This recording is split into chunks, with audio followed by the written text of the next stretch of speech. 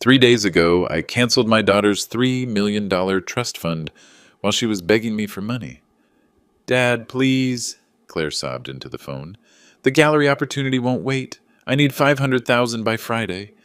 I took a sip of coffee and said, What gallery, sweetheart? I thought Christmas was for real family only. Dead silence. Then, Dad, what do you mean? Check your trust fund, Claire. Oh, wait, there isn't one anymore. See, my daughter thought she could humiliate me in front of Connecticut's elite at Christmas dinner. Thought she could call me not real family while I stood there holding my dead wife's homemade cookies. Thought Daddy would just smile and keep writing checks. She was catastrophically wrong, because while she was busy being embarrassed by her blue-collar father, I was quietly transferring $3 million to kids who actually deserve it. Before we continue, please subscribe to the channel and let us know where you're listening in the comments. Let me tell you about the Frank Mitchell who existed before that Christmas dinner. My name is Frank Mitchell, 54 years old, CEO of Mitchell Construction, a company worth $12 million that I built with my bare hands. After my coal miner father died in a cave-in when I was 16. But before I tell you about the business, let me tell you about Claire. She was 3 years old when she first came to a construction site with me. Sarah had the flu, and I couldn't find a babysitter. I strapped a tiny hard hat on her head and let her help by carrying screws in a little pink toolbox. She was so proud, telling everyone she was Daddy's construction helper. By the time she was 8, Claire could identify different types of steel beams and knew the difference between a Phillips head and a flathead screwdriver. She'd sit in my office after school doing homework while I reviewed blueprints. When I grow up, I'm going to build houses with you, Daddy, she'd say. I thought she meant it. When Sarah died of breast cancer 12 years ago, Claire was only 15. It was just me and her against the world. I remember the night after Sarah's funeral finding Claire crying in her room. Not the dramatic sobbing of a teenager, but the quiet, broken crying of someone who'd lost half their world. Dad, she whispered, what if people find out we're poor now? What if they treat me different? That broke my heart, because Claire was right. Without Sarah's teacher's salary, money was tight. The medical bills had wiped out most of our savings. But I made her a promise that night. Sweetheart, you'll never have to worry about money. I'll make sure you have every opportunity your mother wanted for you. And I kept that promise. Maybe I kept it too well.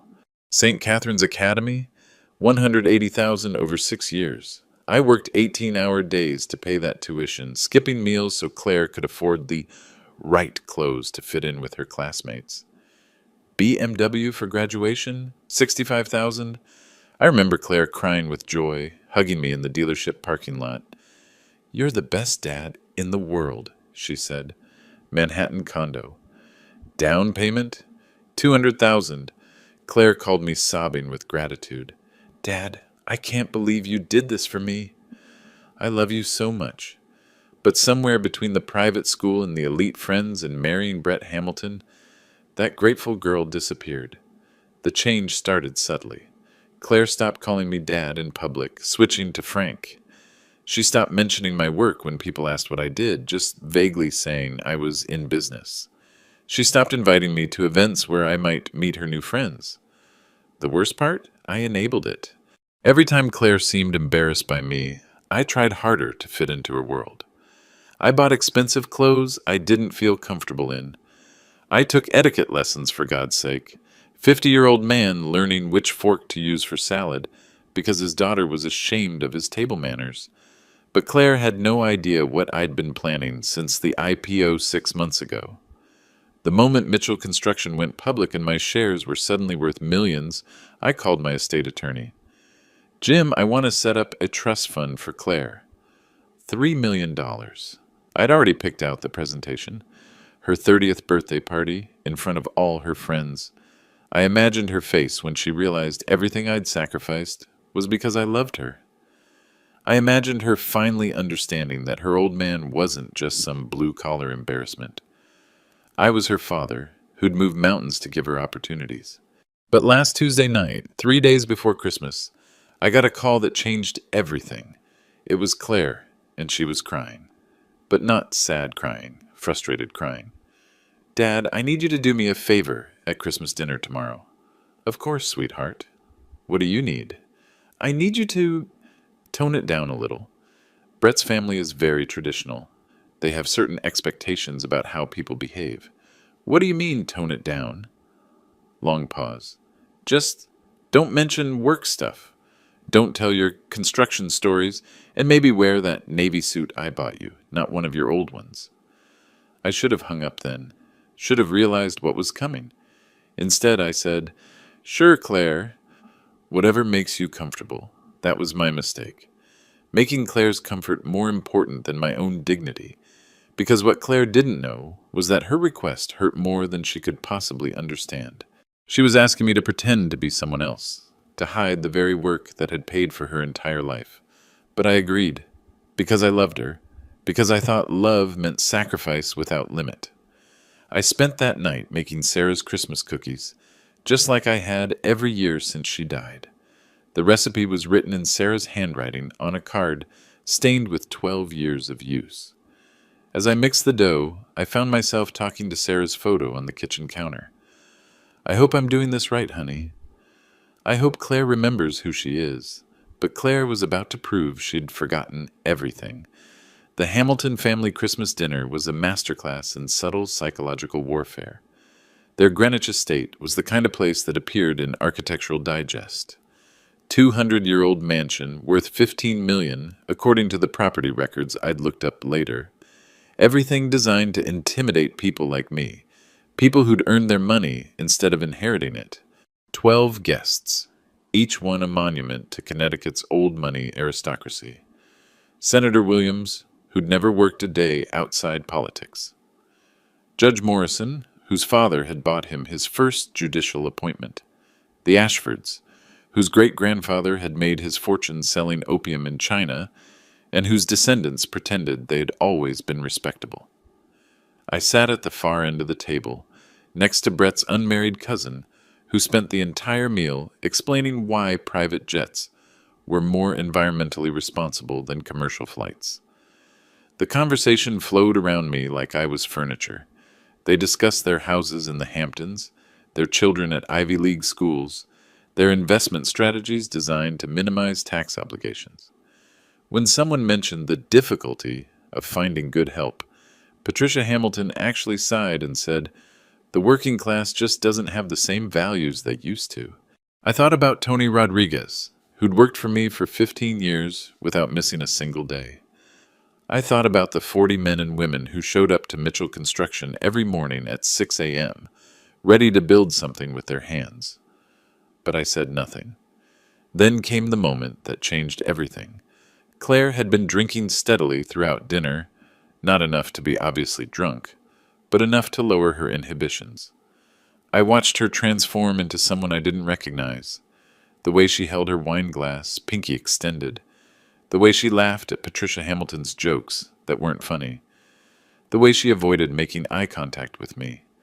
When it came time for gifts, the Hamilton family exchanged presents that cost more than most families' annual income. Brett's gift to Claire was a diamond tennis bracelet worth at least $40,000. Patricia Hamilton received a Hermes handbag that she announced cost $18,000, as if the price tag was part of its appeal. My gift to Claire was wrapped in simple brown paper. Inside was a vintage silver frame containing a photo of Claire and Sarah from when Claire was 8. They were in our old kitchen, baking Christmas cookies together, both of them covered in flour, laughing at some joke I'd captured just as the camera clicked. Claire opened it, glanced at it for maybe 5 seconds, and set it aside without comment. "Thank you, Dad," she said, her voice flat and dismissive. But Patricia Hamilton picked up the frame, examined it like it was evidence in a criminal trial. "Oh my," she said loud enough for everyone to hear. "How quaint." The way she said quaint made it sound like a disease. That's when I realized this wasn't just about fitting in. This was about Claire actively choosing their approval over my dignity. But the real knife came during dessert. Patricia Hamilton was holding court, telling a story about their recent trip to their villa in Tuscany. How they'd met absolutely fascinating people. A count, a famous artist, a tech billionaire's son. It's so important, she said, looking directly at me, to surround yourself with people who share your background, your values, people who understand the responsibility that comes with real breeding. Claire nodded eagerly. Exactly. That's something I've really learned since marrying Brett. The importance of belonging. That word hit me like a physical blow. Belonging. Then Brett's father, William Hamilton, decided to join the conversation. Frank, he said, swirling his brandy, Claire tells us you've done quite well for yourself. Very American dream of you. But tell me, what's your exit strategy? Exit strategy? Well, surely a man of your background doesn't plan to work forever. When do you sell the business and enjoy the fruits of your labor? He was asking when I planned to disappear from Claire's life, when I'd take my working class money and fade into irrelevance. I enjoy what I do, I said carefully. I built the company to last. William laughed. How wonderfully noble. But surely you understand the value of legacy, of ensuring your family's future is secured? Legacy. As if everything I'd built didn't count because I'd built it myself. That's when Claire stood up. She tapped her crystal champagne flute, a sound that somehow commanded the entire table's attention, like she was about to make a toast. I just want to say, she began, her voice carrying across the suddenly silent room, how grateful I am to be surrounded by real family tonight. Real family. She looked directly at me when she said it. Dad, she continued, and I could hear the alcohol-fueled confidence in her voice. I know you mean well, but Christmas is for real family only. People who actually belong here. The silence was suffocating. 12 pairs of eyes fixed on me, waiting for my reaction. Claire wasn't finished. Maybe next year you should spend Christmas with your work crew instead. I'm sure they'd appreciate your homemade cookies. She emphasized homemade cookies like it was an insult to civilized society. Patricia Hamilton's smile could have powered the Christmas tree. Brett nodded approval. Senator Williams actually chuckled into his napkin. I stood up slowly, folded my napkin with deliberate care. You're absolutely right, Claire, I said, my voice perfectly calm. Christmas should be for people who understand loyalty, people who remember where they came from. I picked up my coat. Thank you for the lesson. It's one I'll never forget. As I walked toward the door, I heard Patricia Hamilton whisper to her husband, Well, that was appropriately dramatic. They all laughed, including Claire. I drove home through empty Christmas night streets, my hands shaking with something I hadn't felt in years. Pure, focused rage. December 26th, 3 a.m. I sat in my kitchen, staring at Sarah's photo and wrestling with a decision that would change everything. The house felt enormous and empty. Same kitchen where Claire used to do homework while I cooked dinner. Same living room where we'd watch Christmas movies every December. Same walls covered with photos of a happy family that apparently no longer existed. I couldn't sleep. Every time I closed my eyes, I heard Claire's voice. Christmas is for real family only.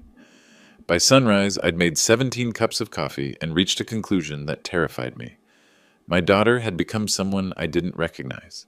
Someone who valued status over substance, appearance over authenticity. But before I did something irreversible, I needed to talk to someone who'd known both versions of Claire. At 7 a.m., I called Tony Rodriguez. Boss, everything okay? It's pretty early. Tony, I need to ask you something. Do you remember Claire when she was younger? When she used to come to the construction sites? Of course I remember. Sweet kid, always polite, always asking questions about the work. Why? I told him about Christmas dinner. The whole story. Tony listened without interrupting, which is one of the things I've always appreciated about him. When I finished, there was a long silence. Boss, Tony finally said, that doesn't sound like the Claire I knew. It's not. That's the problem. So what are you thinking? I took a deep breath. I'm thinking about canceling her trust fund. Another silence, longer this time. That's a lot of money, Frank. $3 million. Jesus, And you do what with it?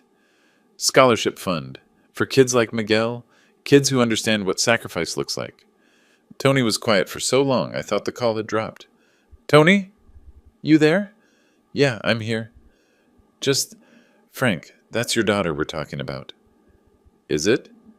Because the daughter I raised would never humiliate her father in front of strangers. The daughter I raised understood that family loyalty goes both ways. People change, boss. Maybe she just needs time. 15 years, Tony. 15 years since Sarah died, and I've been giving Claire time. Time to grow up. Time to appreciate what she has. Time to remember where she came from. I stood up, started pacing around the kitchen. You know what I realized last night? I've been enabling her.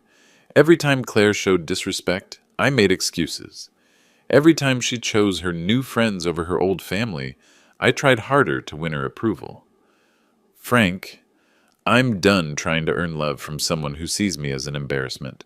I'm done pretending that blood automatically equals loyalty. Tony sighed. What does your gut tell you? That was the question, wasn't it? What did my gut tell me? My gut told me that Sarah would be heartbroken to see what Claire had become.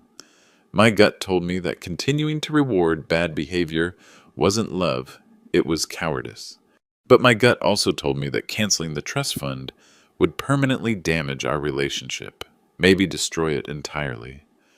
My gut tells me that the best gift I can give Claire is consequences, real consequences for real choices. And if she never forgives you? I thought about that.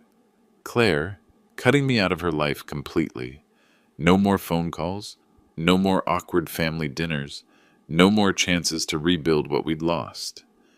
Tony, let me ask you something. If Miguel treated you the way Claire treated me, what would you do? I'd be heartbroken. But would you keep rewarding him with money and gifts? Long pause. No, I wouldn't. That conversation lasted 2 hours. By the end, Tony understood my decision, even if he didn't entirely agree with it. At 9:47 a.m., I called Jim Morrison. Jim, it's Frank. I need to cancel Claire's trust fund. Frank, I have to advise against this. Family estrangements are rarely permanent. You might regret this decision. I might. But I'll regret continuing to enable her behavior even more. Where do you want the money to go? The Sarah Elizabeth Mitchell Memorial Scholarship Foundation. Full scholarships for working-class kids studying construction and engineering. Jim was quiet for a moment. Your wife would have loved that. That's the point, Jim. This is what Sarah would want. Help kids who appreciate opportunities instead of taking them for granted. I'll have the paperwork ready by noon. After I hung up, I sat in Sarah's favorite chair and whispered to her photo. I hope I'm doing the right thing, honey. I hope this teaches her what we should have taught her years ago. But I wasn't prepared for how quickly Claire would test my resolve. The call came exactly 3 days later, just like I'd predicted. December 29th, 2:15 p.m. I was in my office reviewing blueprints when Claire's name appeared on my phone. I let it ring 4 times before answering. Hi, sweetheart. How was the rest of your Christmas? Dad, hi. Good. It was good. Listen, I was wondering if we could meet for coffee sometime this week. I have something exciting to share with you. Exciting. That was Claire's code word for expensive. I'm pretty busy with the new shopping center project, but I could probably fit you in. What's this about? Well, I could hear the practiced enthusiasm in her voice, the tone she used when she was about to ask for something big. Brett and I have been talking, and we think it's time for me to pursue my passion project. Which passion project is that? The art gallery I mentioned last month. Dad, I found the perfect space. 2,500 square feet on Spring Street in Soho. It's exactly what I've been dreaming of. Of course it was. Claire's dreams always seem to require other people's money. Tell me more about this gallery. It's going to showcase emerging artists, host cultural events, maybe even do some art education programs for underprivileged kids. She threw in that last part like she thought it would appeal to my charitable instincts. Sounds expensive. Well, that's the thing. The opportunity won't wait. The previous tenant was a boutique that did really well, but they're relocating to Los Angeles. The landlord wants to move fast. How fast? I need to put down first month's rent and security deposit by January 5th.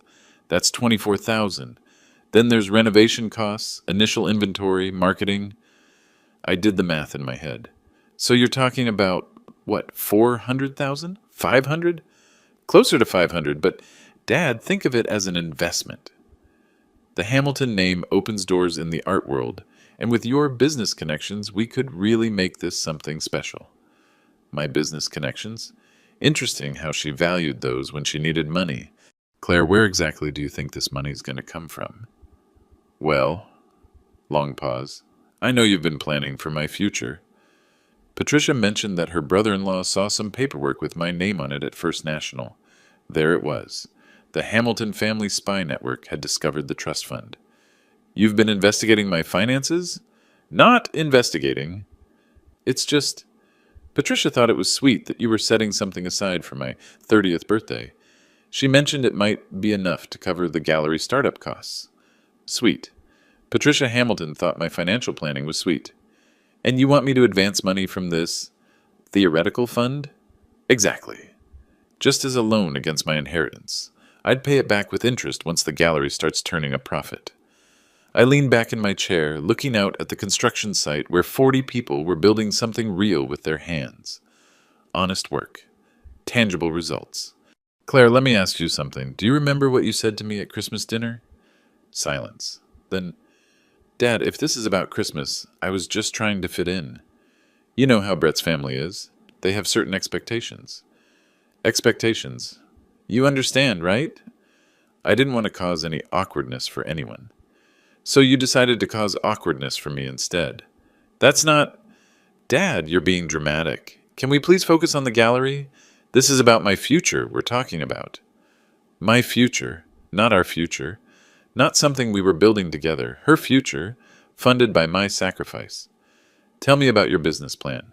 My what? Your business plan. Revenue projections, operating costs, market analysis. You know, the things actual businesses need to survive. Well, Brett's mother knows several gallery owners. They've given me some informal advice. What kind of advice? That location is everything, and Spring Street is perfect for attracting the right clientele. The right clientele. People like the Hamilton family, who measured art's value by its price tag instead of its meaning. Claire, what happens if the gallery fails? Art galleries have a 90% failure rate in the first 2 years. It won't fail. Brett's connections in the art world. What about my connections? I know contractors, architects, real estate developers throughout the tri-state area. People who actually understand business fundamentals. Dad, that's different. Brett's family knows the cultural scene, and I know the world where people work for their money instead of inheriting it. I could hear her getting frustrated. Look, I don't understand why you're being difficult about this. You can afford it. The company's doing well. You've got the IPO money, and honestly, it's not like you have anyone else to spend it on. Anyone else to spend it on. Like I was some lonely old man whose only purpose was funding her dreams. Claire, I want you to think very carefully about your next words, because what you say in the next 30 seconds is going to determine whether I help you or not. What do you mean? I mean, I want you to tell me why you think you deserve $500,000 from a man you publicly humiliated 3 days ago. Long silence. When she finally spoke, her voice had an edge I'd never heard before. Because I'm your daughter, and daughters are supposed to be able to count on their fathers. Because you've spent my whole life telling me I could achieve anything, and now when I finally find my passion, you're making me beg for support. She was right about one thing. I had spent her whole life telling her she could achieve anything, but I'd forgotten to teach her that achievement requires effort, not just ambition. Claire, I'm going to hang up now and think very carefully about your request. While I'm thinking, I want you to think about something too. What? Whether the person who told me I wasn't real family deserves real family support. I hung up before she could respond. Then I called Jim Morrison to make sure the trust fund cancellation was irreversible, but Claire wasn't done fighting. January 3rd, 10:30 a.m. Claire showed up at my office like a woman on fire. My secretary Linda buzzed the intercom. Mr. Mitchell, your daughter's here. She seems very upset. Through my office door, I could hear Claire's voice, sharp and demanding. I don't need an appointment to see my own father. Send her in, I said. Claire burst through the door, wearing a coat that probably cost more than Linda's monthly salary. Her face was flushed with anger and something else, desperation. Behind her, I noticed Tony Rodriguez in the hallway with blueprints under his arm. He looked uncomfortable, clearly having overheard Claire's tone with Linda.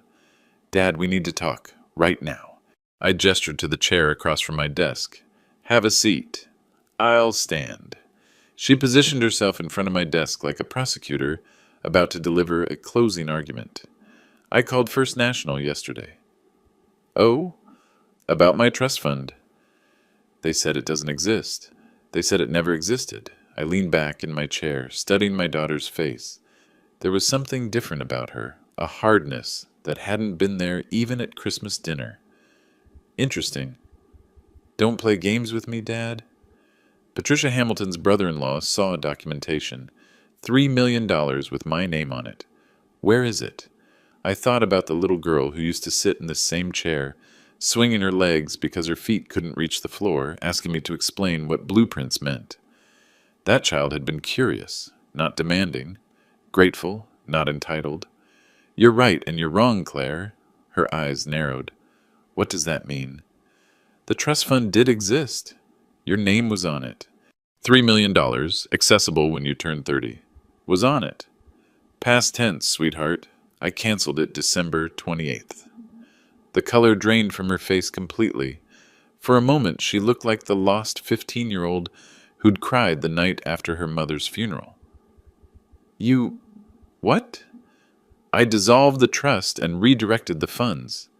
You can't do that. That money was mine. I heard footsteps pause in the hallway. Tony was definitely listening now. Actually, Claire, that money was never yours. It was my money, held in a trust I created, which I had full authority to modify or cancel before your 30th birthday. Where did you put it? I opened my desk drawer and pulled out the Scholarship Foundation documents, slid them across the desk to her. The Sarah Elizabeth Mitchell Memorial Scholarship Foundation. Full scholarships for working-class kids studying construction and engineering. Claire snatched the papers, scanning them frantically. $3 million. Memorial Fund. Working-class students. She looked up, eyes blazing. You gave my inheritance to strangers? I gave it to people who deserve it. Deserve it? I'm your daughter. Are you? Because at Christmas dinner you made it very clear that I'm not your real family. Tony appeared in the doorway. Sorry, boss. Didn't mean to interrupt. Come in, Tony, I said. Claire, I'd like you to meet Tony Rodriguez. He's been my foreman for 15 years. Claire barely glanced at him. Dad, this is a private conversation. Actually, Tony should hear this. His son Miguel just became the first recipient of the scholarship fund. Full ride to State University engineering program. Tony's weathered face broke into a huge grin. Mr. Mitchell, Miguel's been walking on air since we told him. Kid actually cried with happiness. Claire spun around to face Tony, and I saw something ugly flash across her features. Your son is getting my money? The smile vanished from Tony's face. He studied Claire for a moment, taking in her expensive clothes, her imperious tone, her complete lack of gratitude or grace. Lady, Tony said quietly, that money's going to a kid who's worked construction every summer since he was 14. A kid who studies by flashlight after 12-hour workdays because we can't always afford to keep the electricity on. I don't care what your kid does. Claire, my voice cut through the air like a blade. Stop talking. Right now. She turned back to me, breathing hard. Tony, I said, never taking my eyes off Claire. What do you think of someone who calls their father not real family in front of a room full of strangers? Tony looked at Claire with something approaching disgust. I think that person threw away something precious and doesn't deserve to get it back. What happened next showed me a side of Claire I'd hoped never existed. She didn't leave my office defeated. She left planning a war. Over the next 10 days, I started getting strange phone calls. Business associates asking if everything was okay at home. My accountant wondering if there were family financial issues he should know about. Even my barber mentioned hearing rumors about problems at Mitchell Construction. Claire was working her network, and her network had reach. It started with Patricia Hamilton's social circle. Every Tuesday, Patricia lunches with the wives of Connecticut's most powerful men, judges, senators, business leaders, all married to women who had nothing better to do than dissect other people's lives. Linda brought me the first piece of evidence on January 8th, a screenshot from Patricia Hamilton's Facebook page, heartbroken to witness a father using financial manipulation to control his adult daughter. When a parent weaponizes money against their own child, it's emotional abuse, pure and simple. Praying for healing in this broken family. Toxic parents had family first, had unconditional love. The post had 63 comments, all from Greenwich Society women expressing sympathy for Claire and outrage at my controlling behavior. But Claire was just getting started. Brett's cousin Jennifer worked at the Greenwich Gazette. Suddenly there was interest in profiling Mitchell Construction, not for our business success, but for what Jennifer called the human interest angle. Mr. Mitchell, we'd love to explore the family dynamics of successful entrepreneurs. How does wealth affect family relationships? What happens when business success creates personal conflicts? I declined the interview, but that didn't stop them from publishing a thinly veiled piece about nouveau riche narcissism in Greenwich County. Then came the social ostracism. I'd been a member of Fairfield Country Club for 8 years, not because I enjoyed golf, but because Claire had suggested it would be good for business networking. Every Saturday morning, I played with the same foursome successful men who'd always treated me with respect. Suddenly, they were all too busy to play. My usual table at the club restaurant was perpetually reserved. The maitre d' who'd known me for years suddenly couldn't make eye contact. The whisper campaign was systematic and brutal, but the most painful attack came from an unexpected source. January 12th, 11 p.m. Brett called me directly. "Frank, we need to talk." "It's late, Brett. This can't wait." "It's about Claire." I could hear tension in his voice, but also something else. Calculation. "What about her?" "She's struggling. This situation with the trust fund is affecting our marriage." "How so?" "She's been talking to attorneys, asking about asset division, prenups, inheritance law. Frank, she thinks I only married her for her money." "Did you?" The pause lasted long enough to answer the question. "That's not the point," Brett finally said. "The point is, Claire is talking about making this public. Financial documents, family history, everything. That's not good for anyone's reputation." "What kind of financial documents?" "Bank records, tax returns, business dealings. She's hired a private investigator to examine your company's finances, looking for anything that might prove you cut her off out of malice rather than principle." "A private investigator. My daughter was actually trying to destroy me professionally because I wouldn't fund her art gallery." "Brett, let me ask you something honestly. Are you calling because you're worried about Claire's emotional well-being, or because you're worried about how this affects the Hamilton family reputation? Can't it be both?" "Here's what I think happened. I think when you were dating Claire, she mentioned a significant inheritance. I think that number factored into your decision to marry her. And now that the money's gone, you're having second thoughts. Frank, and I think your mother sent you to call me, because Patricia Hamilton is realizing that her public support of Claire makes the Hamilton family look vindictive and petty. That's not... Tell me something, Brett. In the 2 years you've been married to my daughter, have you ever seen her work a full-time job? Have you ever seen her stick with anything difficult when it required real effort?" Silence. "Because I have. I've watched Claire quit piano lessons, ballet classes, college internships, and volunteer work the moment any of them required genuine commitment. She's trying to find herself. She's 27 years old, Brett. If she hasn't found herself by now, maybe the problem isn't that she needs more money. Maybe the problem is that she's never had to develop character. So what happens now?" I thought about that. My daughter, working with private investigators to dig up dirt on the man who'd sacrificed everything for her future. Now Claire learns what consequences look like. Real consequences in the real world, where daddy's money can't fix every problem. The final confrontation was coming.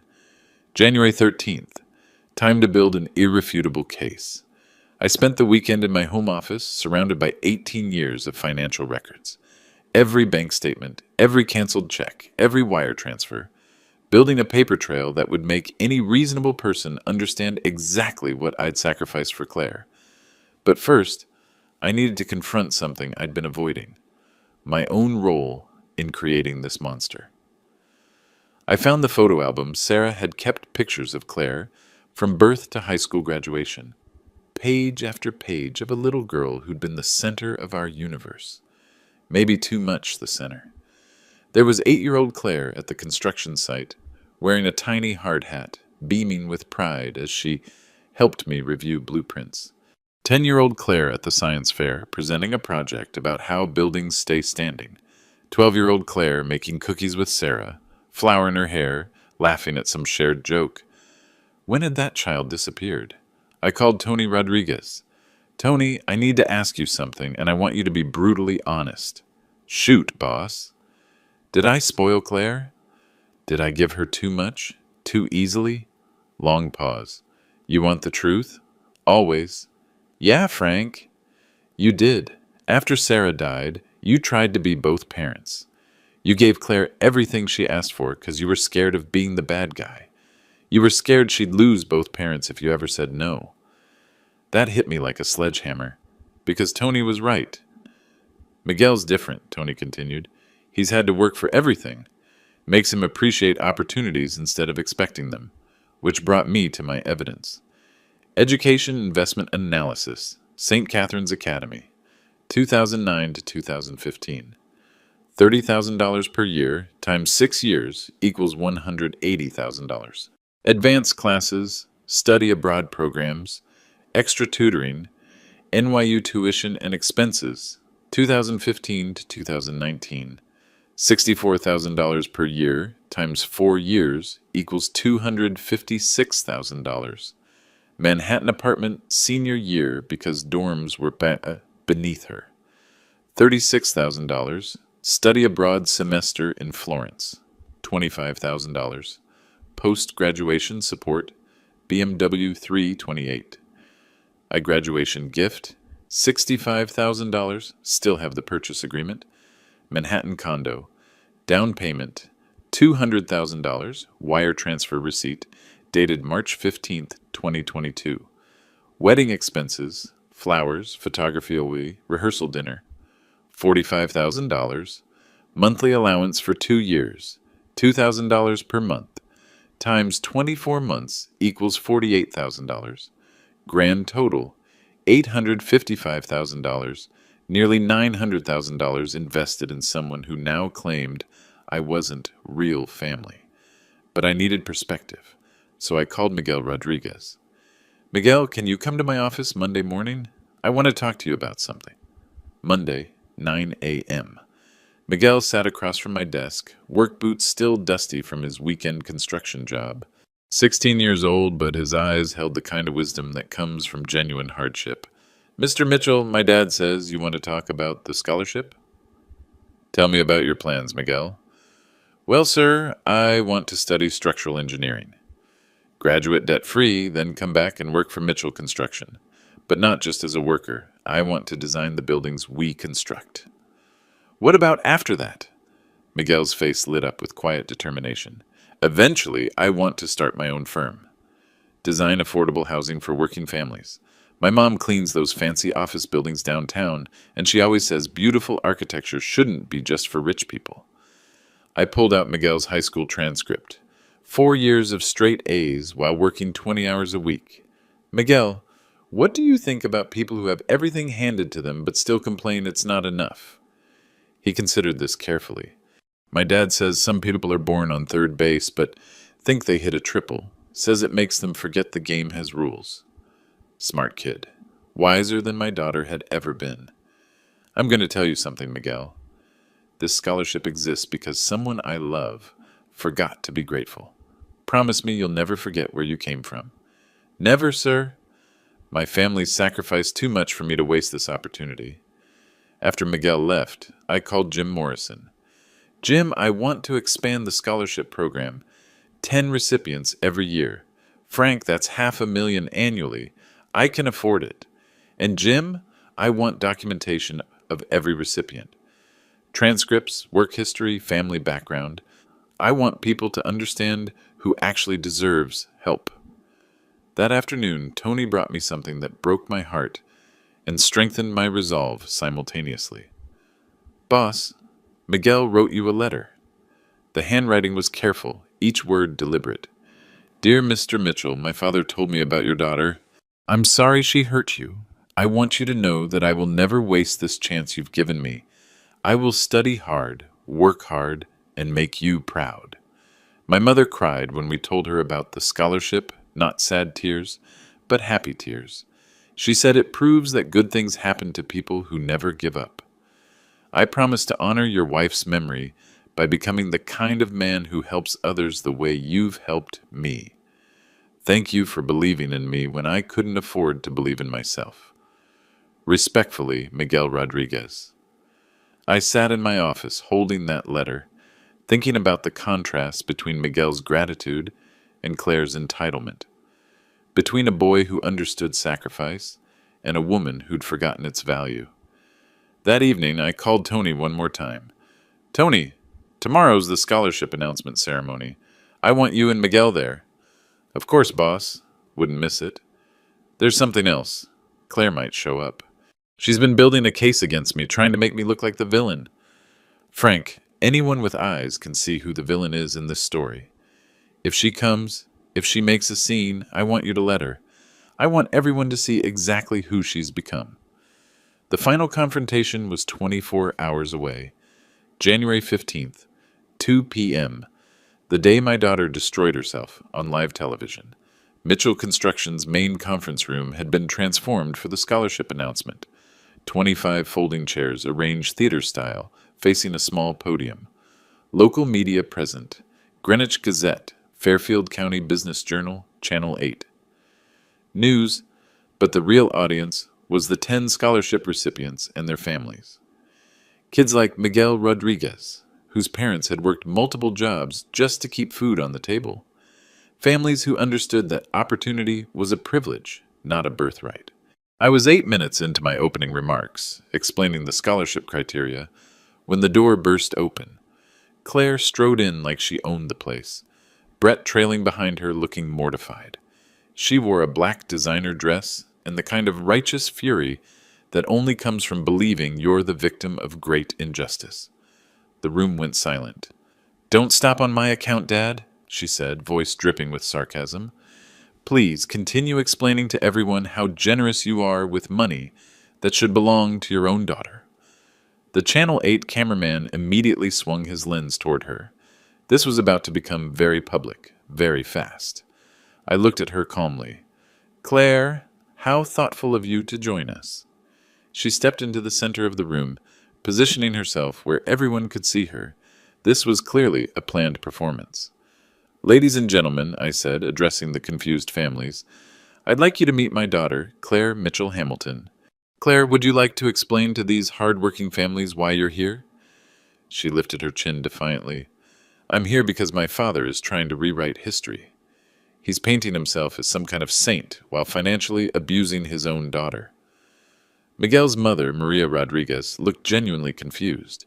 She'd come here to celebrate her son's achievement, not witness a family destruction. Financial abuse? I repeated quietly. Tell everyone here what I've given you over the past 18 years, Claire. That's not the point. Humor me. Tell these families how much I've invested in your future. Claire's face flushed. She hadn't expected me to go on the offensive. Education expenses, I said, walking to the easel where I'd prepared a presentation. St. Catherine's Academy, $180,000.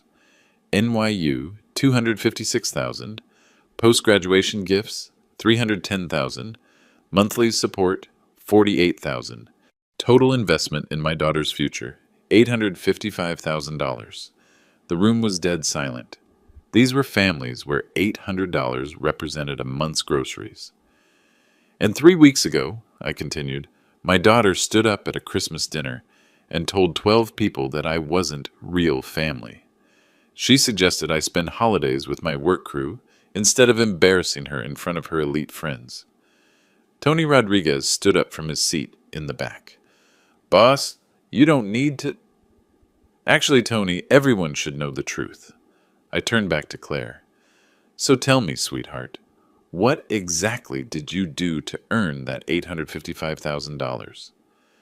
I'm your daughter, she shouted, finally losing her composure. Being someone's daughter is a relationship, not a job description. Maria Rodriguez, Miguel's mother, slowly stood up. She was maybe 5 feet tall, with hands calloused from years of cleaning office buildings. When she spoke, her accented English carried more dignity than Claire's Ivy League vocabulary. Excuse me, Maria said quietly. I don't understand something. The room turned to her. This lady is your daughter, Mr. Mitchell? Yes. And you paid for her school, her car, her house? I did. And she told you that you are not family? The simple question hung in the air like a moral judgment. That's right? Maria shook her head sadly, looking at Claire with something between pity and disgust. My Miguel works construction after school every day, comes home covered in dust, so tired he can barely eat dinner. But every night he says, "Thank you, Mama. Thank you, Papa." Never forgets who sacrifices for him. She faced Claire directly. You had everything, but you complained. My son has nothing, but he is grateful. This is why Mr. Mitchell helps children who deserve help. The Channel 8 reporter stepped forward with her microphone. Ms. Mitchell-Hamilton, how do you respond to that? Claire's mask finally slipped completely. This is ridiculous. These people don't understand what it's like to have opportunities, to have expectations placed on you. What opportunities? Miguel suddenly stood up, his 16-year-old voice cutting through Claire's excuses. Ma'am, you had a BMW for graduation. I've been saving for 3 years to buy a used Honda. You lived in Manhattan for free. I sleep on my brother's couch because we can't afford a bigger apartment.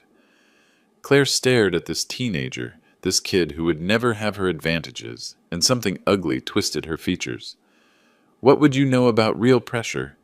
You're just a construction worker's son. The room erupted. Tony Rodriguez shot to his feet. Lady, that construction worker's son has better grades than you probably ever had, more character than you'll ever develop, and enough class to never humiliate his father in public. Other parents were standing now, voices raised in defense of their children. Maria Rodriguez was crying, not from sadness, but from outrage at watching someone insult her son's worth. I raised my hand for silence. Everyone, please, sit down. The room gradually quieted, but the anger was palpable. I walked over to Miguel's scholarship certificate on the display table, picked it up. Miguel Rodriguez, I read aloud, 4.0 GPA while working 20 hours per week. Plans to study structural engineering and design affordable housing for working families. Son of parents who taught him that respect is earned, not inherited. I looked directly at Claire. This young man represents everything admirable about America. Hard work, gratitude, loyalty to family. The Channel 8 reporter stepped closer. Mr. Mitchell, what would you say to parents watching this who are struggling with entitled children? I thought about that question carefully. I'd say that love without boundaries isn't love, it's enabling. I spent 18 years giving my daughter everything she wanted instead of teaching her to appreciate what she had. That was my mistake. I held up Miguel's certificate. But sometimes the best thing you can do for someone you love is show them what consequences look like. Show them that actions have results and respect has to be earned. And your daughter? I looked at Claire, who stood there realizing she'd just humiliated herself in front of cameras and strangers. My daughter made her choice 3 weeks ago. She chose social status over family loyalty. She chose other people's approval over her father's love. Those choices have consequences. The reporter turned to Claire. Ms. Mitchell-Hamilton, any final words? Claire looked around the room at the faces staring back at her. Working-class families whose children had earned something she'd been given freely, but never appreciated. This isn't over, she said quietly. Yes, it is, I replied. It's been over since Christmas dinner. You just didn't realize it yet. Claire turned and walked out. Brett hurrying after her. Through the window, I could see them arguing in the parking lot. I turned back to the families. Now, let's celebrate these remarkable young people who understand what gratitude looks like. The applause that followed wasn't just for the scholarship recipients, it was for the lesson everyone had just witnessed. 6 months later, the world looked completely different. Miguel Rodriguez started at State University in September, full scholarship secured.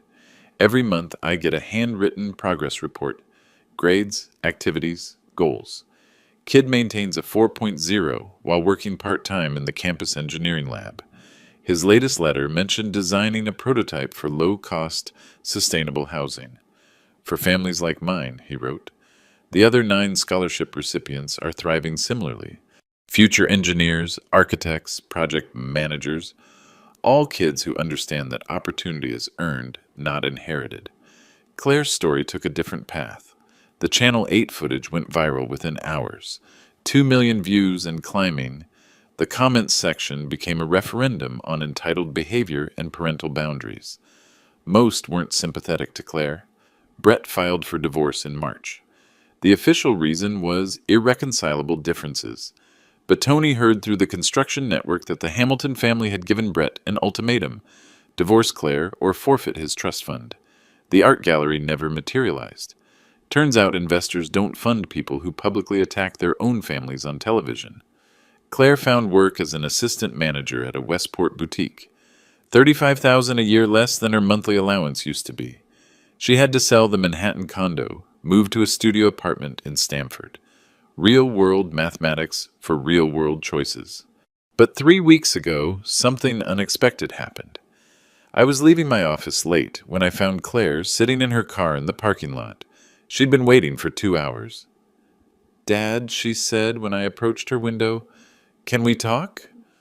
We sat in my office for 3 hours. She cried real tears this time, not the manipulative kind I'd seen before. She talked about the bullying she'd endured at St. Catherine's for being new money, how she desperately wanted to fit in with Brett's family, to finally belong somewhere. "I became someone I hate," she whispered, "someone Mom would be ashamed of." I didn't offer to restore the trust fund. I didn't promise to solve her problems. But I listened. "If you want to rebuild our relationship," I told her, "it starts with actions, not words. Respect is earned daily." She nodded, understanding finally that love requires accountability. It's a beginning. Maybe.